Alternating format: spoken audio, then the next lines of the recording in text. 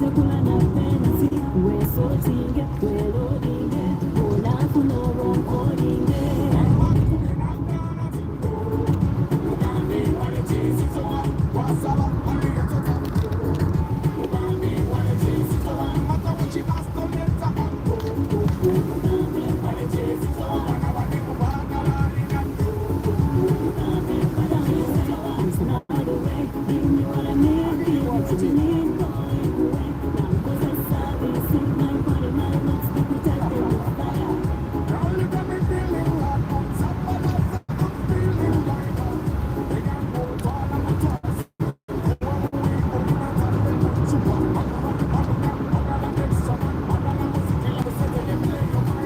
morning, good morning, good morning.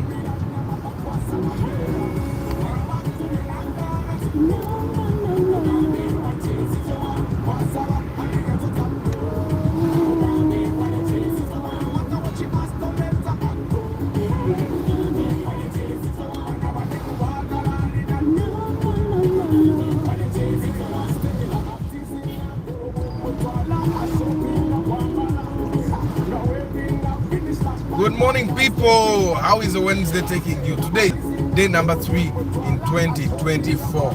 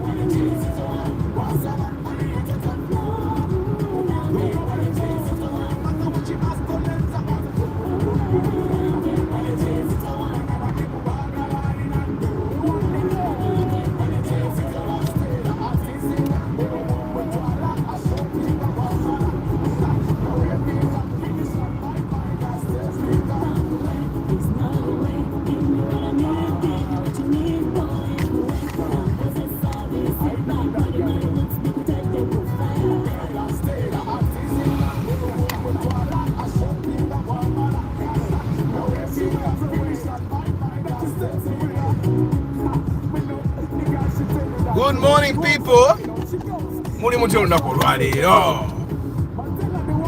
The day is dark, cold, wet, rainy.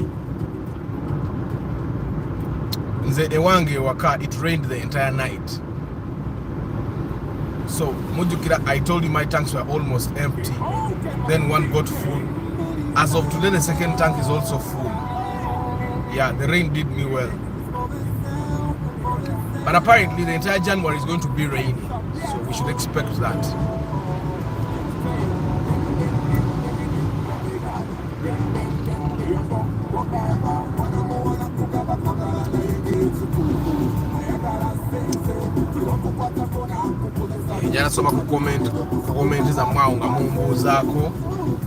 Today we are going to be talking about reliability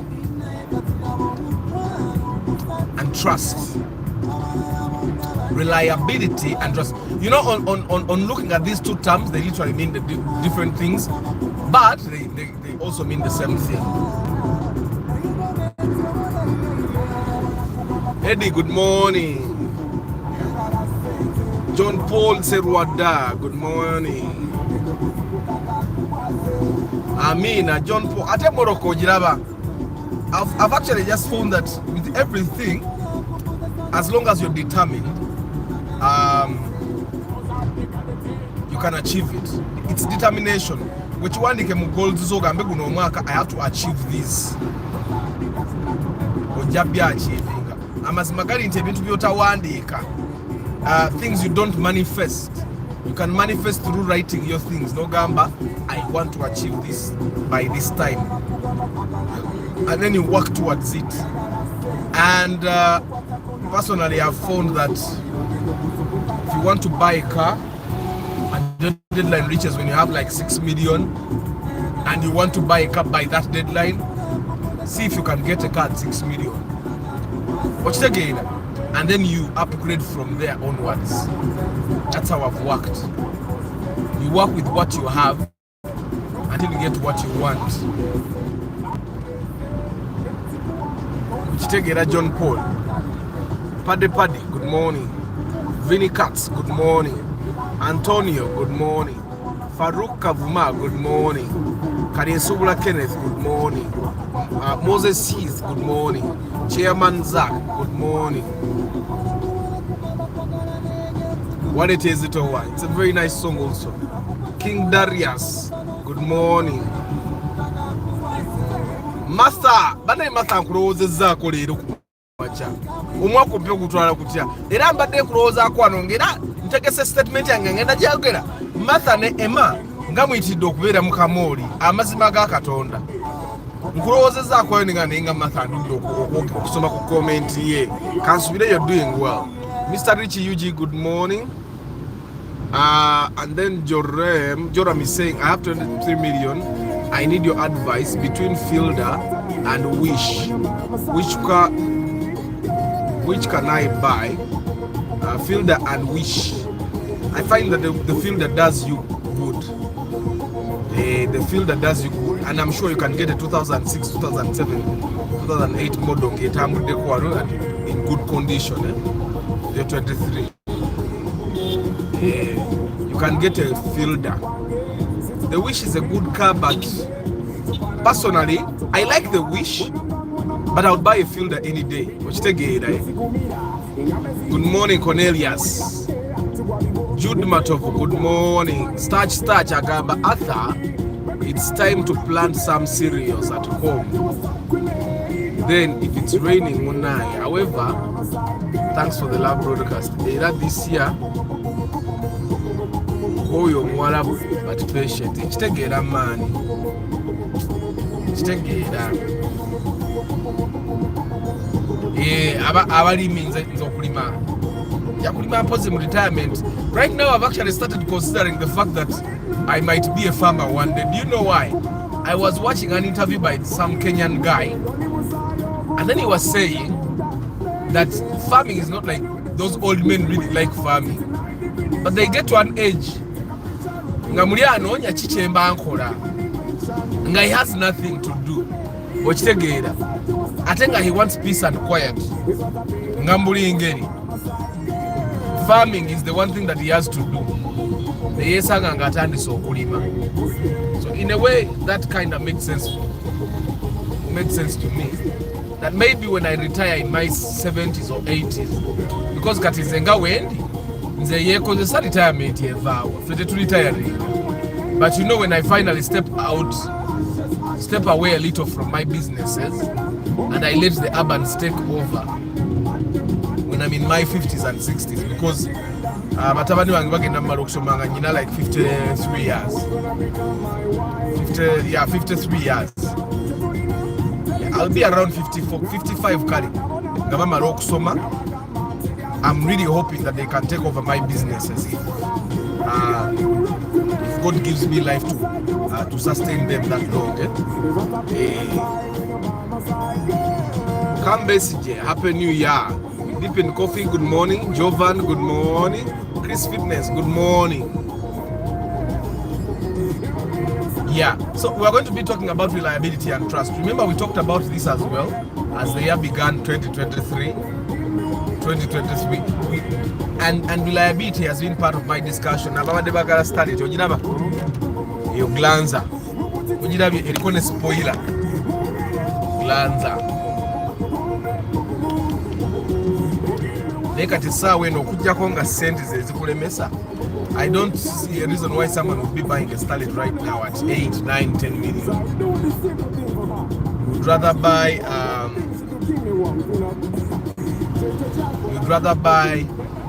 a Vitz. We're going to have a Vitz UAM. That Vitz in front of us. That Vitz might cost you around, because it's an old number plate, it can cost you around 8 million. Not more. You should not buy that Vitz more than 9 million. Because the number can them way. whenever you have come to a time of upgrading and you have that Vitz UAM, when people are driving USZs, take it. The number ya yetambudde muko n'okulabika the UAM makes it look old. M already wali BP because you wali UBS wali UBU iyo UBM wetu iseko Vitz mpya ukitege. So the UAM kind of makes it look old, and in actual sense yo yenyine moroka yonga yonkadde just nti nyini aleka engine yateka mwenda because it's very hard for the car to survive with a good engine. Karukumi, it's up to UAM. It's very hard for that engine to survive this long. Yeah, but anyway guys, mwasuze mutya. Today we talk reliability and trust. We've all heard once trust is broken, it's not repairable. And I find that trust is that ability for you or for people to put confidence in someone and know that they will do as they say to you, for you, with you, by you. What we become omuzungu byakola nga byonna bimaking it mwana wa drone yagikubye mu kirengere mugiraba drone mwana yagikubye bayatomedde ki. So trust is you believing that someone, having it in you that someone will do right by you, for you, to you, with you. By you kwe kuba nti akikola nga toliiwo ng'akikola ku lulwo, to you ng'akikola gwe, with you ng'akikola naawe, for you ng'akikolera gwe. Okitegeera, you believe that that person will do right. You believe that that person, you trust into everything that you people have promised yourselves. That person will not break it. Mugambe, you'll go right. That person will not go left. That's the feeling of trust. The trust that kids give you. Olaba omwana bomukasuka mubanga agenda yaseka. He comes back with his arms open because he knows you're going to grab him. He knows you're not going to let him fall. That's the trust that kids have in us. The trust that we have in our parents. It's only of recent that, I've been seeing, past couple of years, I've been seeing in the news, on TikTok, Bakadama saying, I sent my mom money, and my mom instead married another man. I sent my dad money. He bought a car with my money. I sent my sister money to build me a house. She ate the money and she said, "Oh no, Nkolachi." That's very painful. When someone, anything that would hurt you so much, if someone went the opposite side, that calls for trust. Which take it. Waliwo musiru ayisiza wano. Niba nango bamuyigira we mmotoka uyo wakasiyenta. Mukona muno. No wachikumi wuyo. Ekona lino. Waliwo ne solid line. Muba guys, waliwo nze wabawo abantu nga bwe musanga nga atomedde empitawo n'engenda because it's stupidity. Ekona lino oliraba. Osana n'oliyisizaamu ng'emmotoka si nnyingi ezisimbye line ng'olengerayo n'okulengerayo, but someone can overtake nga talengera na gy'alaga. It's a very dangerous thing for you. Katize kubanda banga ababiri bennyina abato mbalekeraani kanvuge n'emirembe. Ate one thing I know about these new cars, kasiteeto menamu bweti teddawo. Kasiteeto menamu bweti eba teddawo. Era oba otunda ntunde ng'onoonya sente z'ogattako ng'ogenda onoonya mmoloka ndala. Ne bwe bagigolola batya tebasobola gitereeza. That's one thing I know about these new cars. Singumu teziringa ziri ezedda. Okitegeera. So we are talking trust and reliability. You can give us a definition of trust, people. You You can give us your definition of trust. Yusef, woli baba. Arthur, I'm a professional electrical engineer and I really need a van for my business. Would Super Custom be a good idea?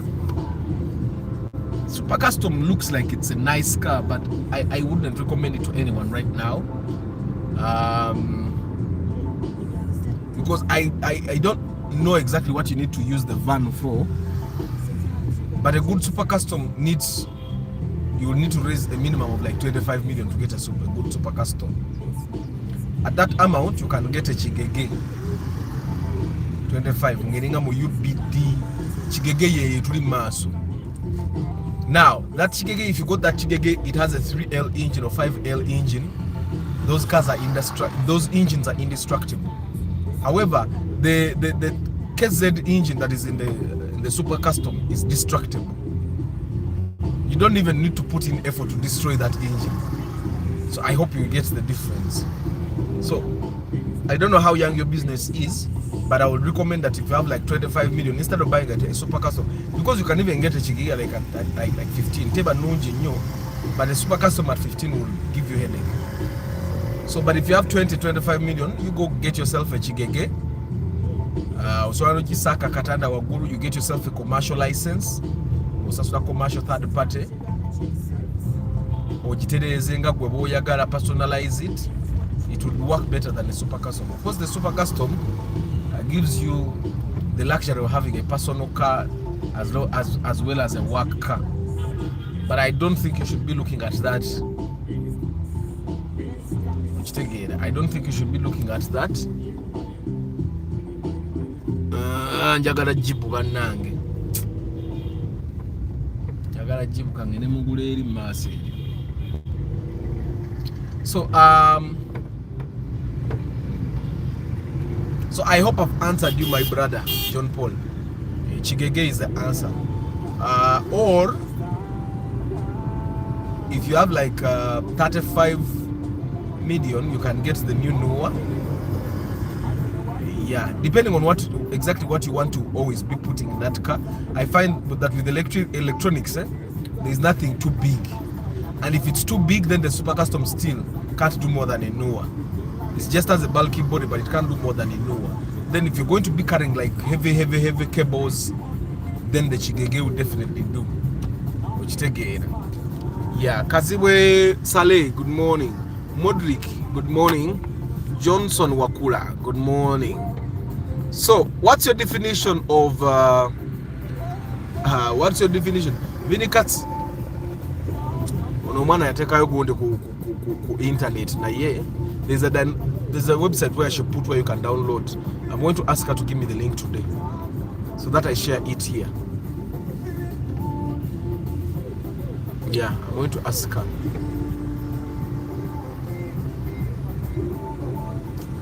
So I will share a link of the where you can download music. Bonjour, because c'est café. Wilba.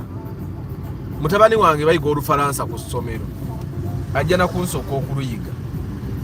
Good morning, Julius. So we are talking reliability and trust today. And I've defined a bit of what I understand as trust.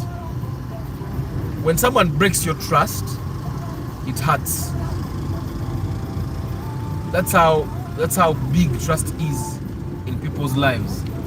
When someone breaks your trust, it hurts.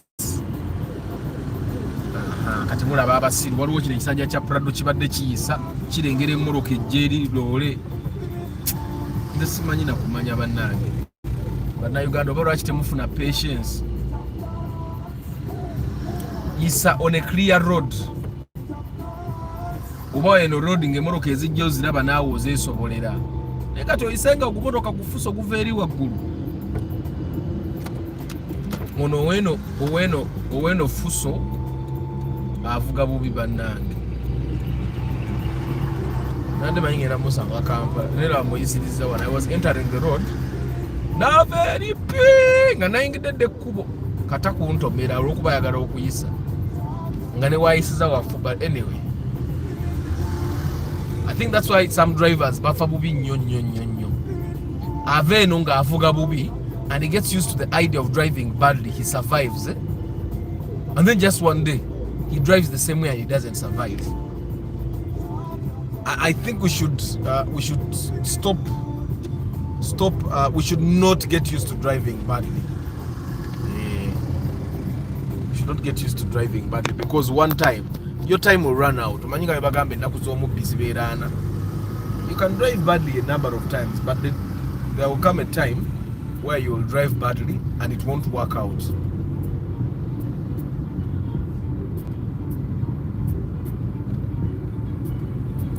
So we are talking trust and reliability. What do you understand as trust? It's important that we share so that we get different perspectives of what people understand as trust. I believe that if someone trusts you, then they might as well lay down that thing that they trust you with. I trust you with my life. It means they could give you a pistol, tell you to shoot them, and this person closes their eyes because they know you won't shoot them. You get, that's trust. If someone gets into a relationship with you and they say they trust you, it means they're not going to get anyone else. They're going to stick by you and hope that you also stick by them. That's them trusting. Which take it.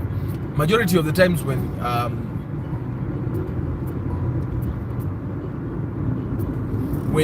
for example, yesterday I was talking to someone, a painter, and he was telling me he has been painting, and majority of the houses he paints are houses belonging to women, and that these women don't want their husbands to know that they have houses they are building. But I also find that women are starting to do these things because men are not manning up. Men are not manning up. What do I mean? If, for example, you don't pay rent for some time, you spend a year but you come home and sleep. You have broken that trust. You told her, I will take good care of you, and then you stop paying rent. Some men don't even buy food. I think and then still you expect this person to stay there. Top of that, or in side chicks. Side chicks. You have broken that. You have broken the trust. Then I watch out the concept of reliability. Reliability is you doing what you said you would do. Said you would do it consistently without failure. That's reliability. Now, both the concepts of trust and reliability also apply to business. They apply to friendships. They apply to work. You get. So reliability is you doing what you said you would do at the time you said you would do it without failure, without excuse. When you say you are a 24/7 business, you need to be a 24/7 business. So you don't tell people I open at 9, ate ne bajjanga bajja ku Mande okulawo sawa 3 nga bajja ku Lwokutaano ate okulawo sawa 6.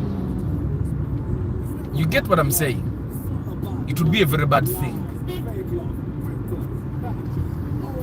It would be a very bad thing. That's reliability. Then the trust issue is this. Someone gives you all their trust that you will do something for them without bias, without, it doesn't matter who bribes you, you're unbribable. You get.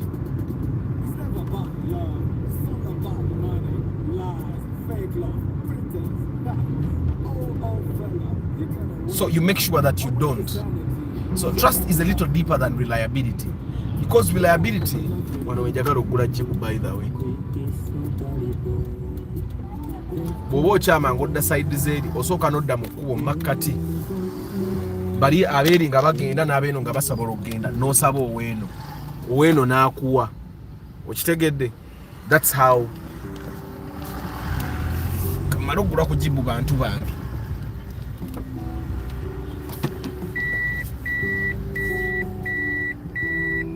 mugira mubale emmotoka, mugira mubale emmoroka.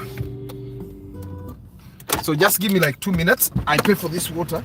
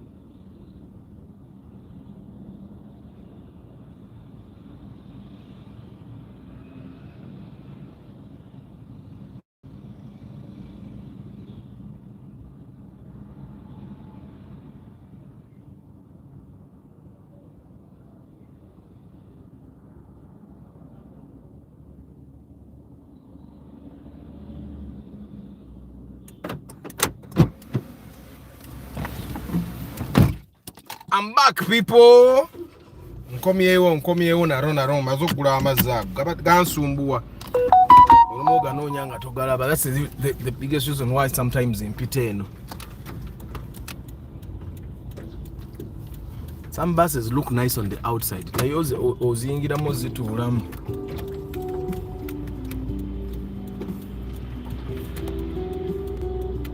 Sajja ba boda balinga abatalina brakes. Bali mu moroka zaffe beeyagala tasobola kuyimirira muntu kuyitawo.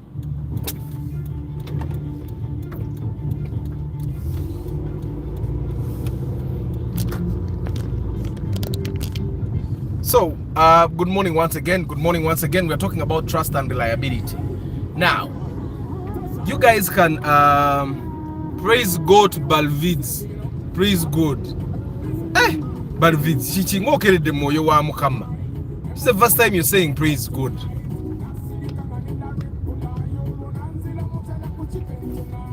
Trust is firm belief in someone. Firm belief. Trust is firm belief. Firm. Your belief it's engraved in the soil, in dirt. Firm go mutibo gubeera mu ttaka ng'okugujjira olina kusima wansi. Kitegeeza for someone to break your trust. Abakumenyedde ddala they break you. Omukulu 2024 njagala munyola kapyata wa kawondo. Zirimu ebika era omutitimbe ntegeke mmeka. Jole mukawundo zate mu milioni nga papa eri mu milioni singa between 55 to 65 from what I remember. I'm not actually inspected kawundo for anyone in the bond. Today we are going to inspect a used one. Today we are expecting a used kawundo, but in the bond they are between 55 to 65, depending on the year and where you're buying it.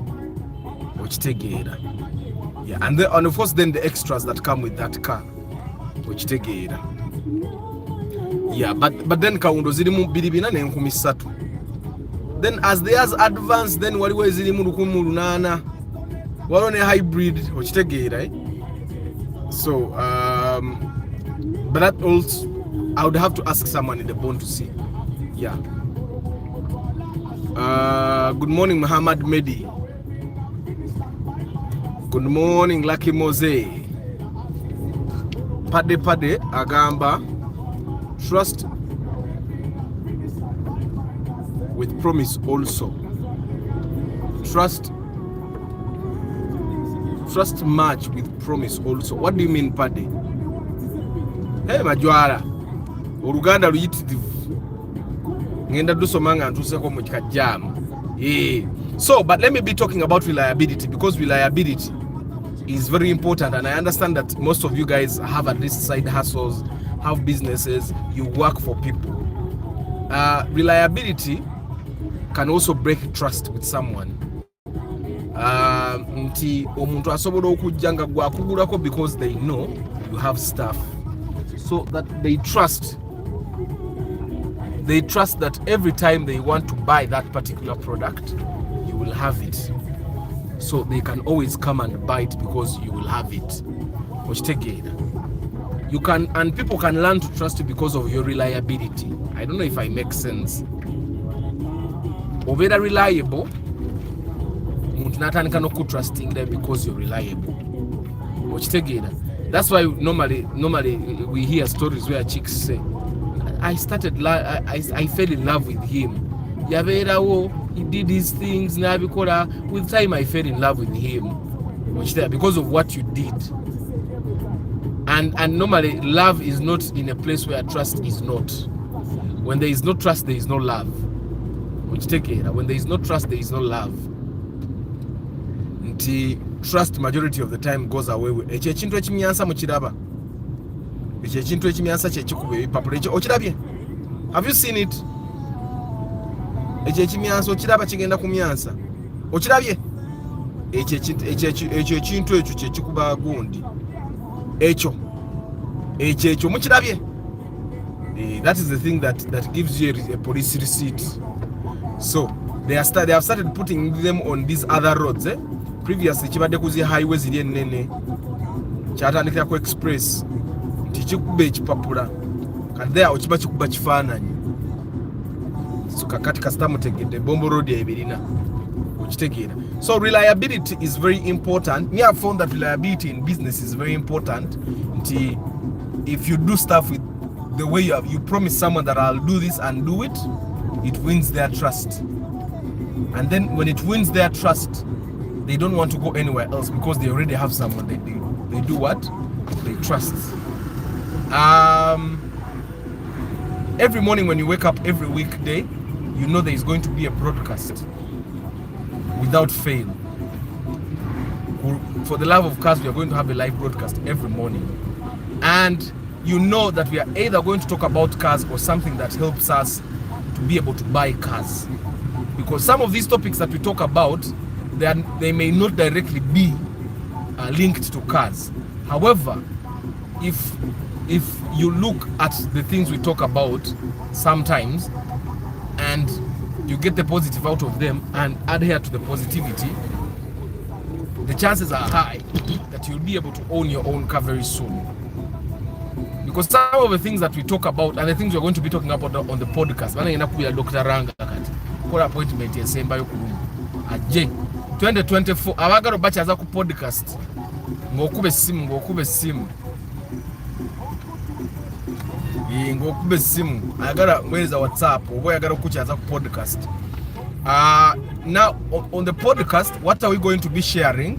We are going to be tetugenda kusharing side stories ngeza mwasuze mutya.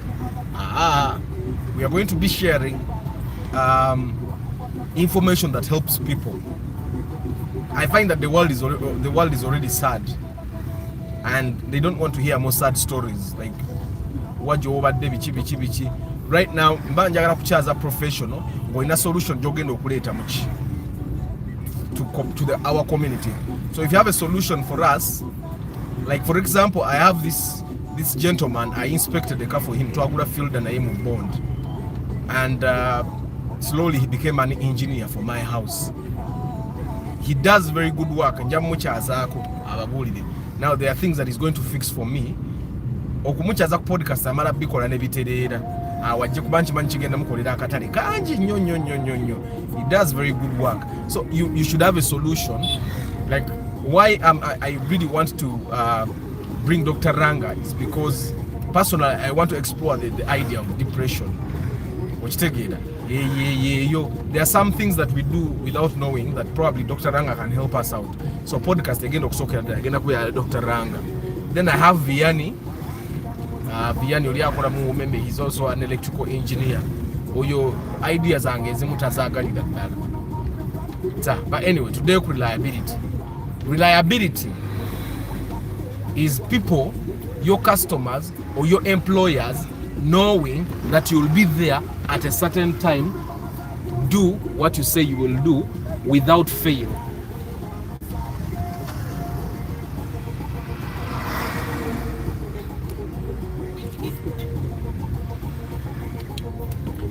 I don't know if I make sense. Like when you go to an employer and the employer tells you, I need you to be here at 8 a.m. every morning. Reliability is you being able to be there at 8 a.m. every day without fail. Then they will also think, when the time comes for them to promote someone, then they will be thinking, which person should we promote? Then they will always be looking at a person that has been reliable for a very long time. Majora Julius Agambi always gwa chamanyi nnyo mu business. Nze kinkoledde kubanga most customers mbafunira ku simu na kuwa deposit nga tomumanyi, and some pay all the money ne balinda delivery. So guys, mubeere ba mazima. Owulidde? Julius Abagambi, trust is very important. Kenyans know how to paint buses very well. Man, Lucky Mose, I saw things. I find that if you want a car modified, go to Kenya. These Ugandans don't know how to modify cars. Kenyans know. We're border vayo.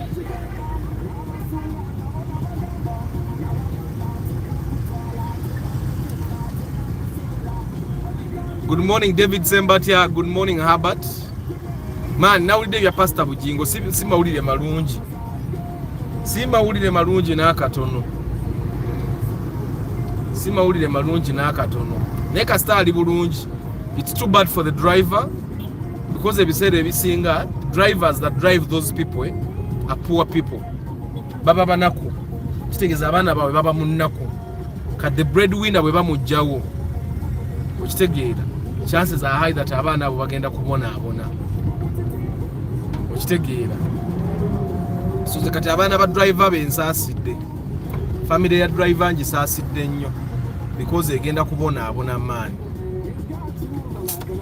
It's too bad. Kansubilent pastor Bujinga anasobola okubayambako.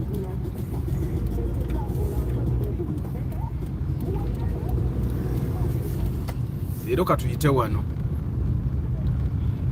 How is Bongo? What is Bongo? Lucky Mose. Bongo Chechi. Good morning, John Sekaja. Balvids, I believe people will rely on you if they trust you. Exactly. Good morning, Solo Extra. So, reliability is you being reliable. People rely on you if they know you are reliable and trustworthy, because trust comes from you being reliable. Saying, oh, gambo muntu every day, you know what? I'm there for you. And every time they need you, every time you're there for them, they learn to trust you. Okitegeera. That's why ebiseera ebisinga mulaba obufumbo. Omukazi abeerawo na pretending okubeera omulungi, n'abeera omulungi, omusajja n'atrustinga. Kati omusajja bw'amala okutrustinga n'awasa, omukazi n'alyoka akyuka. Because abakazi the ultimate goal eba yakufumbirwa. So wano nga tonnamu kubambaga, nga tonnamussawuwo, abeera mulungi nnyo, akola byonna nolabira ddala nga ono yalina okubeera ewaka paka bw'omusaawo to win your trust. Ono balinga bwe bakozewo kakolas nga wabaddewo aganyanyanga gangi. I don't know if you get what I'm saying. So during the dating phase, almost everyone tries to pretend. That's why the longer you prolong the dating phase, the better. Giprolonging mu dating emyaka nga 8. Tasobola kwekweka myaka 8, empisa tayinza zikweka bwe ziba mbi. Era mwaka ng'ogwokutaano she breaks oba he breaks. N'olaba true colors. Okitegeera. I was talking to my sister. Uli, oba I shared what thing? It was saying the good guys. Abavubuka abayina empisa ennyo, abavubuka the good boys kale. They always have something hidden. They always have an evil side. Then my sister confirmed, nice, the good boys up. They always have skeletons. She confirmed that they always have skeletons. Sweet, they open the door, they do what? They always have skeletons. But the bad boys like Arthur, I'm bad straight away. I'm reliably bad. So kakate, you know what you're getting into. I can only get better. And if I get worse, you're expecting it. So you don't expect a bad person or a bad boy to get worse. But a good person, you don't know what can happen to them. And they always have skeletons. So if you're going to be bad, be reliably bad. If you're going to be abusive, be reliably abusive. For example, mulaba mukulembeze waffe yajja n'asuubiza bajjajjaffe ebintu, bataata baffe n'abasuubiza ebintu ne yeekyusa. The trust was broken. Okitegeera, the trust was broken. Kati n'engeri gy'atambulamu, emmoloka z'ebwayisa azisiba ali bombo, abantu abatya. When you break trust, that is what happens. So it's important that, because that's one way we maintain relationships, not only relationships, love relationships, but also business relationships, work relationships. People have to trust you. People have to know they can rely on you. Because omuntu ka start sensing that ono omuntu ono katakyali reliable. Okitegeera. Olunga atandika okufuna alternatives, and you don't want people to get alternatives for you. Okitegeera. That's why for me, majority of the time, all the time, when we inspect a car for someone, I'm with them until their problem is solved. Like you remember the wish we bought, jetwagula 16 million. Omwami oyo yali akuba ebinnya. Mujjukira nabagambe moroka yali ewunga. Nagenda, they told him it was a stabilizer bar. Then I got a mechanic in Masaka, nze mwennyini. Nagenda nakebera emmotoka. I'm going to pay the mechanic. Then he discovered shock absorber. Bwe alaika bwe yakuba ekinnya, shock absorber neegoma, neekyama. Okitegeera, sigamba nti yali nfu. Because a bad shock absorber cannot derail a car. But shock absorber yakuba ekinnya, shock absorber neekola ki? Neekyama. Ate banaye guys, mulekera okuba ebinnya biri very dangerous. You see me, nze gye mpita kati erikubo lyempitamu ery'ettaka, it's farther than what I used to take. But the reason why I go via there is because teri binnya. I realized the roads that have potholes, even if it's near, you think you're saving fuel, but in the end, the amount of money you spend in repairing the car is a lot. So save money in repairs, the amount of money I spend on extra fuel when I pass the further route is negligible to the amount of money you spend on fixing a car. Let me give you an example. Kabushi ne bakaba kankumi 5 nga kakutuse. A mechanic muntu nule nako. Kino kigambe nga mukiwulira bulungi. You see, the reason why you should use a further route even when there is a nearer route that has potholes is because potholes spoil the car down there. Kati mulabanga eyo wish yakuba shoko neegoma ukitegeera shoko bwegoma. And because most mechanics are, I think, tebagala nnyo kunoonyereza bwe namuweza makanika n'alaba shoko nga yagoma, I gave him the contact of the person wengula shoko ezalayisi. So I that's the last time I heard from him. I'm thinking he solved it. So but I be with you paka about solving ebinnya ebyo. I have another case I'm not going to share where oli yakubye ekinnya enseke eza SC yakubye ekinya yakikubye nnyo enseke is distorting, and mu nseke za SC there are some of them that move hot water. Now that hot water goes from the radiator and it comes here. It's the one that gives you warm air in the cabin. Okitegeera kati ezo enseke senga zijjamu ekituli amazzi aga radiator gayiika. Amazzi ga radiator bwe gayiika your car can overheat. I don't know if I make sense. Your car can overheat from that water agamazi agaita mu SC pipes. Now if those pipes break, the water that comes from the radiator can go through and then your car can overheat, and that can be caused by you just simply hitting a pothole. You hit a pothole, the pipes go down, then as you drive, because you're driving nainga tochitegeera, you're driving, the pipes are probably hitting the ground, they're getting holes together, and then the water keeps flowing out mpola until the water goes out, and then your car would overheat. So try as much as possible nze mpite ewala kati, nze at least mpite ewala nentuuka nga sigenda kanika. The thing that happens with you hitting potholes is you can find that it's one bush and it will cost 5,000 okuginyigamu. Okitegeera naye nga bush ey'15,000 a mechanic will charge you 30,000 to work on it. Okitegeera because my mechanics nze buli mechanic wange bwagenda ku moroka yange mu emitwalo 3. Okitegeera saagala kunziba kubanze kumpi spare ina manyije mujja. Okitegeera. So you can imagine. So me, I'm trying to mitigate those costs that come with me repairing the car all the time. That's why impite ye wala katene kubo lyempitamu osobola n'okudduka speed nsanvu. Okitegeera ng'oggyeko hump, there are no potholes at all. Kati kubo lyesse muto ly'obuvundu. So anyway, we are talking about reliability, and I was giving you the reason why I stick with people even after we have purchased the car. And the reason why I stick with you guys is because when I inspect a car, every problem that is with that car, I know it. So what I'm trying to make sure that we do, I want to make sure that there is no problem that you bought with that car that I did not tell you. So I'm serving you, but I'm also serving myself in a way that I want to make sure that I did not make a mistake. And majority of the time, your error zijjawo ebiseera ebisinga wano mu kuvuga. But I also want you to understand, especially you guys that have not yet bought cars, that if you're going to be buying a car, you're going to buy a car and it will break down.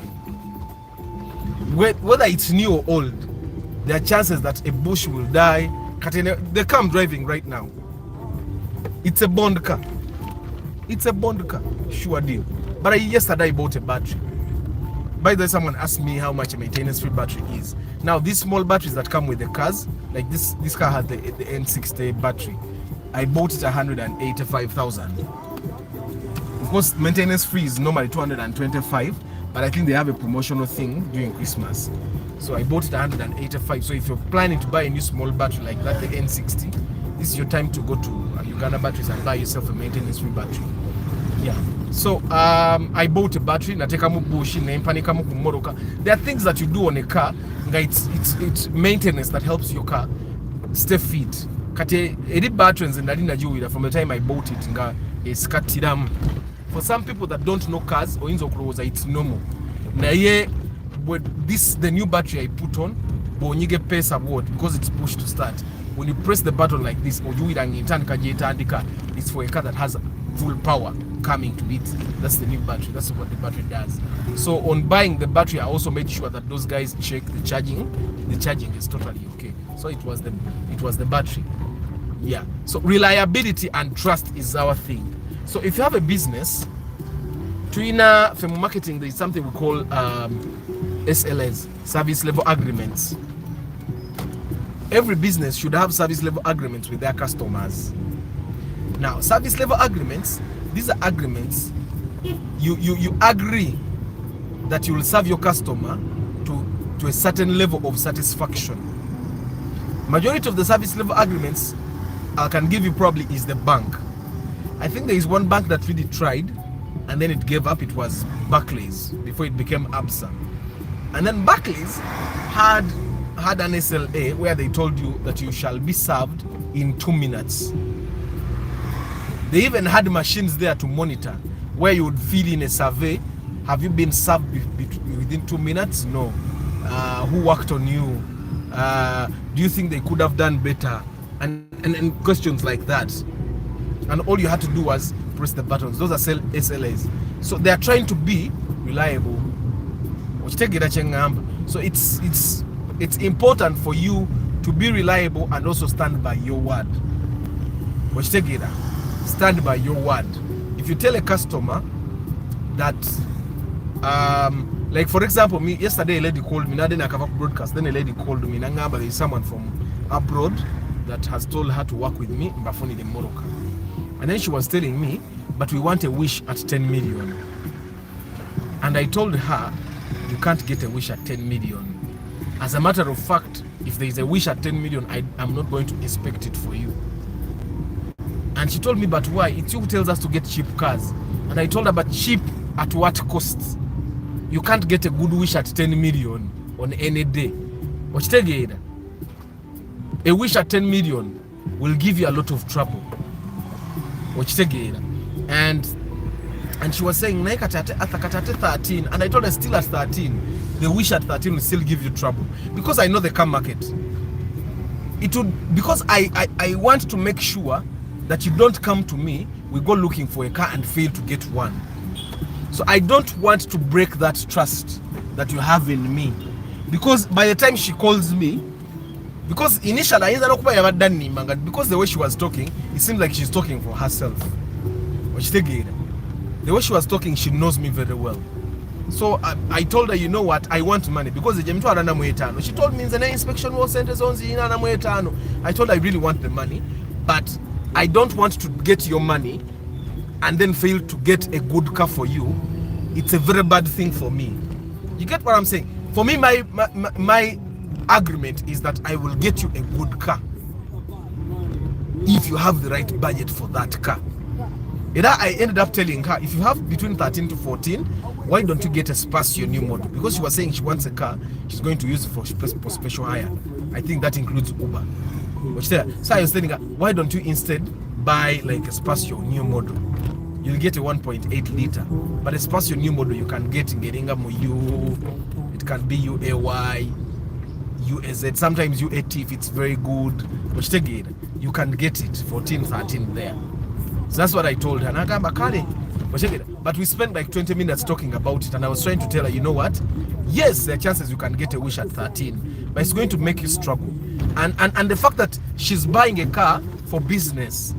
For business, you want, and the transport business, which means you're going to be transporting passengers. It's important that you buy a car that is in very, very, very good condition. You don't want someone to sit in your car. What about Corolla Yang in Kadi? The guy that drives it Yangamba, sometimes he takes people on Uber, and they say na ine moro kenkadde nabagambe no jemula bekola ne SC na kakasa na garawo nabakubachi SC bachinyogoga ne basanyuka, they even tip him okitegeera. So it's important that you buy, but I wish at 13 ne SC tajja kubanga akola olaba eza 17 zezibirawo nga SC takola okitegeera. So it's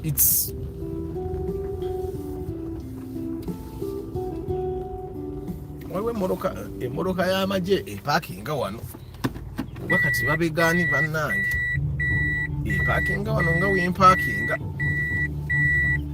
omanye ebyo ebintu tebijja accidentale tamala gavuga mmotoka najja nagipakinga awo abeera n'omulamwa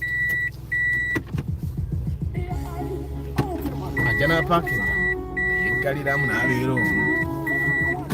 So anyway, katumale broadcast yaffe. I need more air.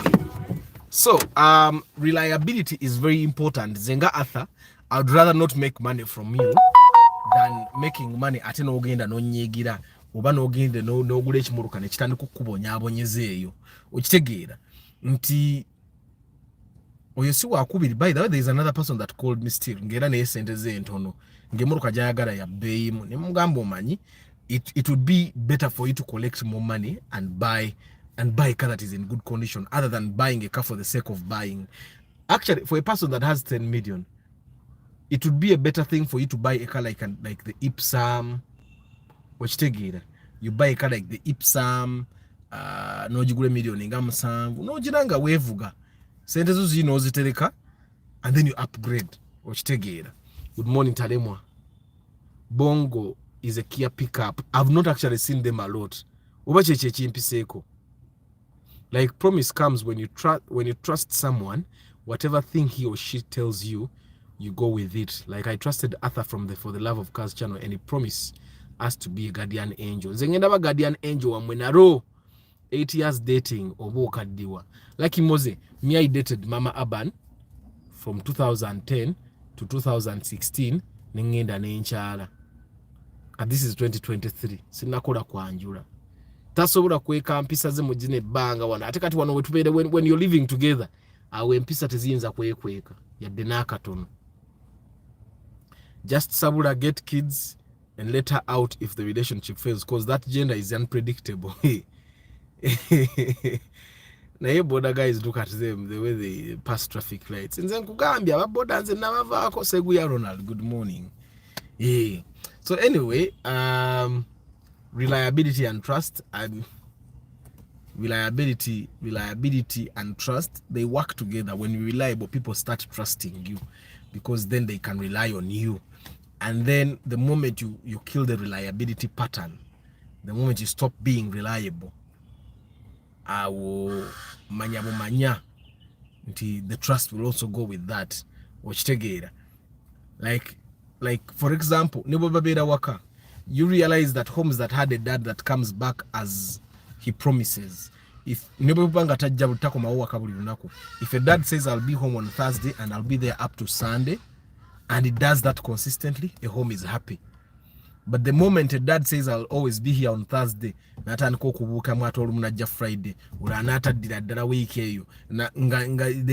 family doesn't know, there is no peace, there is no happiness. So reliability is very important. But mostly, the reason why I mostly do these things is because for us, we want to buy cars, a lot of cars.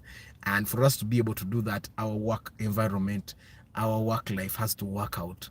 So that's why it's important for us to understand the things that marketing wise do make business work out, and reliability is one of them. When you tell your customers that we will deliver 10 tons, be reliable. When you tell your customers that when you come, we will be there, please be there. So don't lie. If I tell you the number of times I've refused inspection money simply because I wanted to be reliable, I don't want someone to come out and say, you know what, Arthur yatwala sente zange. As a matter of fact, there are people that have come nga tugenda mu inspection at that moment nga bazze tugende n'ebyo ayogera nga tebikwatagana bulungi nga ndaba agenda kunsumbwa ne mugamba naye omanyi sooka ogende genda gwe nga gwe, since you know, for example, someone can come to you nga yamanya asobola ofuna wish you bike ku million nga 15 mugamba omanyi sooka ogende ogifune nze ompite nzije njikebere okitegeera because ng'okimanyi tekisoboka okitegeera. But naye webale Martha Bajukiza, like the broadcast people, Arthur, trust is far-fetched for me. As long as someone is reliable, we are good to go. Hey, good morning, Ronald. kituufu far-fetched luzungu lungi nnyo. Far-fetched ebintu ebimu tubyesonyiwa bwesonyi ate bwe otabyesonyi bw'oswala kati far-fetched luzungu lungi naye kati tugendera awo. So reliable anti kati gwe kyomanya Ronald, as long as you, because you can't say the word reliable without trust being there. Because I trust that you will be there at this time. I trust that you will give me this. I trust that you will deliver this. I trust that we will work together. I trust that you will be there at this time. Much together. So reliability works hand in hand with trust. And in business, it's very important. Actually, reliable people make more money than the best workers. Gwe kyomanya nti amaduuka agagula buli lunaku kusaawa 11 gakola ssente okusinga agagulawo unreliably nga leero aggulawo 2 enkya aggulawo 3 onaggulawo every day at 5 am. There are people that will say no oli gaja. Have you guys tried to deposit money on mobile money? N'ogenda buli wamu nga tebayina ne bagamba nedda naye gundi oli yaaba ne ssente eva kyogamba oddayo eri gye babadde tebayina oba woyagala okudeposit ng'ogenda wano we bagamba nti ye eva abeera ne ssente. So that's where reliability applies. It's important that we always remember that. Sanji Phone Solutions, good morning. Kapita Manyaga Mwatemba Sibule. Tomorrow is Random Cut Talk Thursday. Tusime Eddie, Serwada, John Paul, Mutumba Pade, Vinny Katz, Antonio, Kavuma Farouk, Kalisula Kenneth, Chairman Zach, Moses Heath, King Darius, Matha Academy, Director Matha Academy, abe mukone muja tuwa abana. Mr. Richie Yuji, Mushabe Joram, Matovu Jude, Nsereko Starch, Kambesi J, Deep in Coffee, Semuga Jovan, Chris Fitness, Herbert, Kamukama Godwin, Saleka Ziwe Modric, Wakula Johnson, Semusu Wilba Majwala Julius, Serwada John Paul, Jorem, Muhammad Medi, Lucky Mose Balvids, Herbert, David Sembatia, Sekaja John, Solo Extra, Mutumba Pade, Tarema Samuel, Joshua Mgalasi, Seguya Ronald, Nsanji Phone Solutions, Brian Bwide. Namu abali mukamoli, I don't take you for granted. Thank you very much for being part of this broadcast. Actually, Karuka Batwick, I think I can always be listening to radio. Kubaka pianyo. Ngobuntu wange buli obu jump starting abwe bujja. Yaneka no kapyanyo bana inengere molo kajeta nko buli adanga najiwade power. Najiwade chibuli. But anyway, guys, I hope today's conversation has been enriching. Omanyize mfubanyo okulanga nze nange mwenye nyine nabyenzezemu nenjiga. Because I also realize that even when we are picking marriage partners, do you realize that you guys pick reliability a lot? Reliability is very important. Nti nebo twabanga tu dating anga tushali ku campus bobera nakawala ne kagamba jango ja kunsanga ko hostel ngenda kubaawo botuka nga tekaliwo omutima gwine engeri gye gufaamu oba nojja n'okonkonanga ne sapatu weziri ku mulyango nga tekagula ugamba bakati kali nani omutima nga gufaamu ne omuntu bwe yagamba nga jangu nja kubeerayo n'ogenda and you find them there ng'omutima gwongera guguma nga nze ndiwo oshega. So reliability is very important. Nti n'abakazi benyiri baba batulonda alabo omusajja anaabeerangawo okitegeera lwakuba nti ate ebiseera ebimu abakazi babeera overtaken by weddings nti yanoonya musajja anaamukuba mbaga kyovula babakuba embaga ate ne bamaani batabalabirira nga bwe babasuubizza okitegeera. Yeah, but anyway, reliability, trust are very important. 2024 for your businesses to go forward, for us to be able to buy good cars. It's trust in Zenabagamba, Zenina abantu abampita ne banampe murukananga yiyo genda of go no percent ngozifunye. Why? Because they trust me. Wachitegera. And because they know at atagenda kudduka. That's another thing that people should know about you. Nti omuntu alina okubanga asobola okwesiga n'agamba naye tajja kudduka na sente zange. Wachitegera. Like there is someone that was buying a car from me and then they were saying, Arthur, nkolera transfer nga sinna kumalayo, and I was like, is this guy serious? Nze nkole transfer morokedde manyago nga tonna malayo sente zange. Okitegera gwe soko leta sente zange, loleta sente zange nze nga nfulumiza transfer forms nga nzikuwa nga ogenda okola ki. Good morning Council Patrick. Nze nga nzikuwa nga ogenda okola ki. Nga nzikuwa nga ogenda transferring motoka nga ongiza amanya go. It's as simple as that because nali sina lwe nakoze naye nnyo for me to be able to trust him with money. But there are people we work with no manya nti oyo sente zange ajja zimpa wanazimpeera. Okitegeera. Like there are technicians that I work with and they install trackers for me. Nga abagenda okuinstallinga tracker, the person sends me the money for the trackers on the phone. Namuga agenda wali ne wali oteremu track eyo. Nagenda nagisamuga sinamuwa sente naavaayo. But nisende nembeera nazo weeks bbiri nga sinazimu, but he knows atha agenda kuwonsasula. Oshigira. Nange nyinera ba technician bemmanyi nga agenda nateka mu tracker ne bamuwa sente n'abeera nazo. Okitegeera eh? So trust is very important, reliability is very important in everything we do. Okitegeera. I used to call people n'okubira omuntu n'atakwata simu ng'ate okimanyi simu agikola ki. Like for us men, for abasajja it's very rare to find a man ng'akwata simu n'agiteekawo n'atambula bibi. Majority of the time our phones are in our pockets, right? So kati bw'okubira omuntu n'atakwata simu y'omulundi gumu, mirundi ebiri, mirundi esatu, what does that say? You're either not valuable to them oba tayagala kumanya bikwatako. Omutima gutandika okufaamu. That's why for me okujjako nga binkutte nnyo I always answer people's phone calls. I tell that one thing I've realized that our culture fenga abavuka kati etandisa okukola, when you call someone n'atakwata omweza WhatsApp message, the WhatsApp message seals the deal. Ate omweza WhatsApp n'atagiddamu angomanya either ali very busy oba byomugamba tayagala kubiwulira. Okitegeera. So normally me when I call someone n'atakwata simu oba n'anfuula busy, I'll text them on WhatsApp, hi nga mugamba kyenjagala omugamba ate toweza buweereza bu hi. Where is a message, go straight to the point. I want this and this and this and this, can you do it for me and stuff like that. Okitegeera. Like there's someone that called me yesterday, Arthur, don't you have an MTN phone? Ngesimu najerese ku mulimu. And nemuga, you know what, I don't have an MTN line here, but you can WhatsApp me what you want to say. Where's a message, where's a hello, nange nemuddamu hello, netsoka netukomaawo. Okitegeera. Kati awo kati ye wanaba ina kyayagala okungamba ng'akingamba. But anyway guys, I hope today's conversation was enriching. Nze njize ebiseera ebimwe ebintu tuba tubimanyi in the inside naye nga twetaaga to hear them. Kati olumu bw'oba tosobola biwulira kuva muntu mulala, osobola biwulira from you. Kati nze mbiwulira when I'm saying ate namwe n'ebintu byemusharing nga binnyambako. I wish you a very lovely day guys. Thank you for being part of this broadcast. I'll see you tomorrow, Random Cat Talk Thursday. May good Lord bless you. Ciao.